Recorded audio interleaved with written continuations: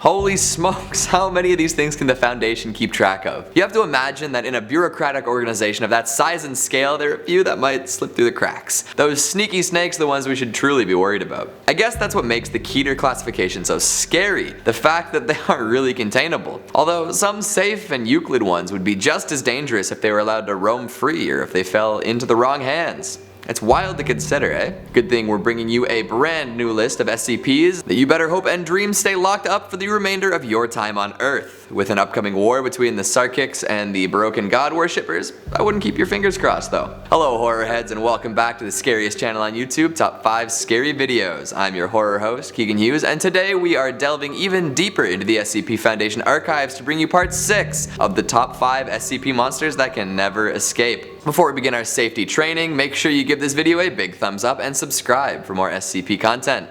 Alright, let's get started. Coming in at number 5, we have SCP-1249. Okay, so at first this one isn't going to seem too scary. It's a cute little fennec fox. Like, come on, it's adorable. But keep in mind that the Foundation keeps only one of these under lock and key and literally incinerates the rest. Yes, they take these tiny foot-long foxes and they throw them into the incinerator to prevent them from being spread across the world. Why would they do something so barbaric? Well, I'll tell you why. Because these things are dangerous and deadly. While appearing to be identical to a non-anomalous fennec fox, SCP-1249 is comprised entirely of fungal material. This mushroomy stuff has replicated the skin, skeleton, and fur of a fox, while its internal structure consists of a thick mold of varying viscosity. Ugh. It is constantly exhaling a toxin containing heavy amounts of psilocybin and muscimol. So if you take a liking to this fox and you decide to hang out around it, you'll be exposed to this aerosolized toxin. After 2 minutes of exposure, an exposed subject will enter a consistently increasing state of euphoria until removed from 1249's presence. After 5 minutes, they will become highly resistant to pain and begin to behave similarly to those under the influence of psychedelics. Yeah, this fuzzy little pal will get you high. Some of you might be down for that, but not for what happens next. If the fox sees a subject in this inebriated state, they will lie on or against the subject. Soon after this cuddling begins, 1249's skin will appear to melt and grow over the subject. It will then completely envelop its prey and shift it towards its abdomen. There is no known limit to what this tiny guy can envelop, and it is capable of processing over 190 metric tons of food in 1 week. The oddest thing is that the fox will only eat live prey in this matter. It will eat dead subjects and processed food just like a regular fox would. So if these adorable little rascals were allowed to roam free, they would weasel their way into the homes of cute animal lovers everywhere, take them on a wicked trip, and then eat them. Sounds like a girl I knew in university. Filling out our number 4 slot, we have SCP-1536. These odd little ovals have major implications if you really think about it. Usually they just crawl around on the ground using their 2 weird arthropod legs, but something very interesting happens if they're presented with a direct line of sight to a sufficiently complex moving object. 1536 will alter its composition and appearance to match that of the object, effectively transforming into whatever the target is. While in this active state, it will be identical in every measurable aspect, from DNA to skin markings to even memory and personality. It even has the same life requirements, whether that be food and water, oxygen, etc. If it can sustain itself, 1536 will remain in this transformed state indefinitely, acting just as whatever it copied would. Damage and wounds will be sustained as well, and if the object is killed, it will return to its inactive state. It can't copy something from an image or a recording and needs about 16 minutes to cool down after returning to an inactive state before it can mimic once again. Who knows what these things are thinking when dragging themselves around on the ground prior to transformation? Is there a reason they do this? Do they have some sort of evil agenda? Plus, once a human is copied, it essentially becomes self-sustaining to the same degree that the person it copied is, so it can probably find food and avoid danger. What would happen when 2 of these identical clones come face to face? What if an important public figure is copied and it becomes impossible to tell them apart? What if it copies another extremely volatile SCP?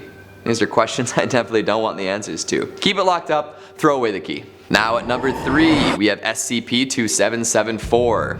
Do you remember the sloth from Zootopia? Could you live like that every day? Slow reaction times, no emotion, a lack of ability to make high-level decisions. I know I couldn't. But if you ever come in contact with the mimetic agent 2774-A, you're gonna end up that way. SCP-2774 is any medium that contains 2774-A, which is a mimetic image of an unknown humanoid entity wearing a sloth costume. Once you see this image, the effects will set in between 40 and 100 hours after exposure. Once fully realized, you'll lose all ability to use your cognitive functions or make higher level decisions, save for a period of about 150 seconds every 24 hours. So basically, you're walking around on autopilot with zero input until you get this short 2.5 minute window. Sounds like hell if I'm gonna be perfectly honest.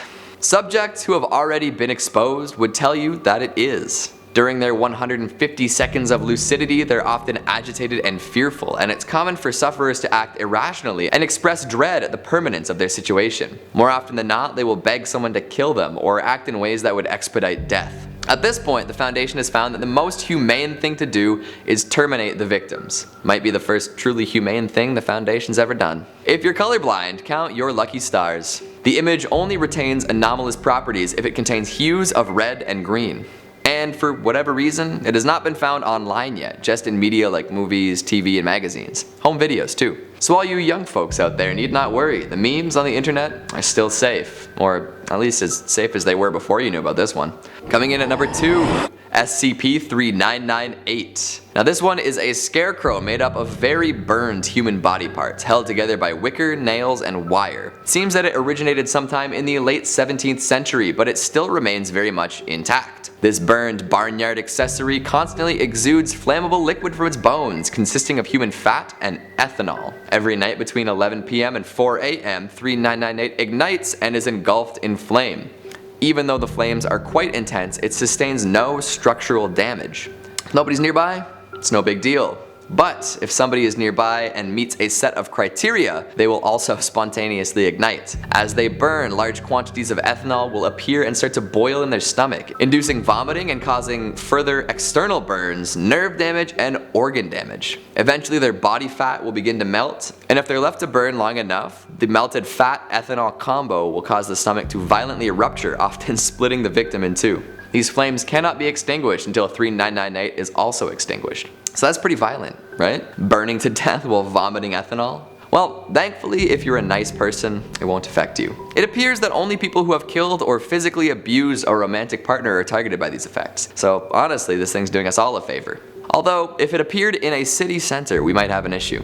It could burn the whole place to the ground. And finally, at number 1, SCP-2852. Now this one is really terrifying to me, even though I don't consider myself any of the denominations it targets. This SCP will show up to various Catholic and Anglican religious functions, and even though it has never been seen by any attendees before, it will be treated like an established member of the family. 2852 looks like a white, middle-aged male and is comprised of human cells. However, it has no identifiable organs and its eyes are set into the sockets without any nerve connections. They're just kind of rolling around in there. It also speaks in a word salad. It never makes any sense, but all who interact with it will perceive it as acting normally and speaking intelligently. They'll also always refer to it as Cousin Johnny. Okay. Different terrible things will happen when it appears at baptisms, weddings, or funerals, known as blue, white, and black events respectively. The Foundation has attempted to restrict their access to events in the past, but they'll just appear inside if they're barred from entry. Depending on the event, strange things will happen when this SCP appears. Sometimes a bridal party will remove all their teeth and feed them to newlyweds. Sometimes blood is vomited into an open casket along with cicada guts. And sometimes a child's skin will slip off as if they were molting. No matter what, all in attendance will be negatively affected in major ways, ranging from higher suicide rates to sterility to developing violent personality disorders. It's actually theorized that a great deal of D-class subjects have actually been involved in these events in the past, which is why they act the way they do. Oof, it just sends a shiver down my spine knowing that any event could be attended by one of these things and there's really nothing that can be done about it. Plus, the eating of teeth really messes me up. Just imagine chewing on a tooth for a moment. No. Keep these people impersonators away. Yikes.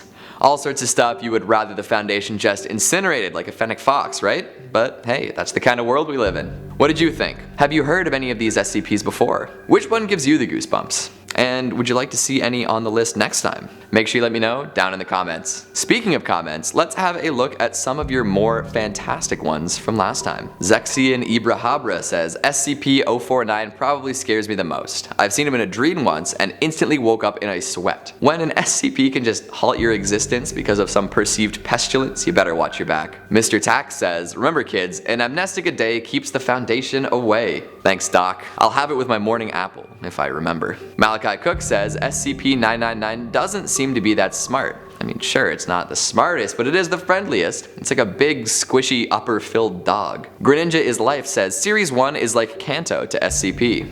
I never thought of it that way. I do like the comparison though. How do you feel about Kanto, Greninja from Kalos? And Carbon Amorphous says, the Naruto reference, crying laughing emoji. You better believe it, am I right? Okay, I'll go now. Apologies to all the dub haters in the comments. And that's all the time we have for today. Thanks for watching, and I'll see you next time.